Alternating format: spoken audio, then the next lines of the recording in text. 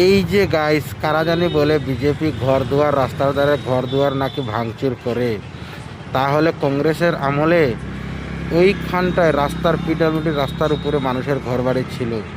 এই রাস্তাঘাটটা ভেঙে এখন ঘরবাড়ি ভেঙে এখন এসেছে এইখানের ফুটপাত এসেছে এইখানে। এই রাস্তাটা যদি এখন বড় হয় ভালো হয় তাহলে কে হাঁটবে? খালি বিজেপির লোক হাঁটবে না কংগ্রেসের লোকও হাঁটবে? আপনারা কমেন্ট করে ভিডিওটা শেয়ার করবেন যে কংগ্রেসের আমলে এই যে মানুষ যাতায়াত করছে এখানে মানুষের ঘর ছিল পিডব্লিউডি রোডের উপরে। জয় শ্রীরাম।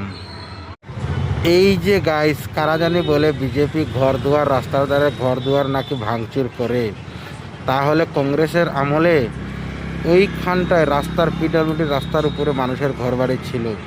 এই রাস্তাঘাটটা ভেঙে এখন ঘরবাড়ি ভেঙে এখন এসেছে এইখানের ফুটপাত এসেছে এইখানে।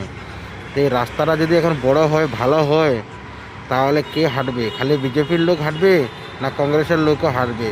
আপনারা কমেন্ট করে ভিডিওটা শেয়ার করবেন যে কংগ্রেসের আমলে এই যে মানুষ যাতায়াত করছে এখানে মানুষের ঘর ছিল পিডব্লিউডি রোডের উপরে। জয় শ্রীরাম।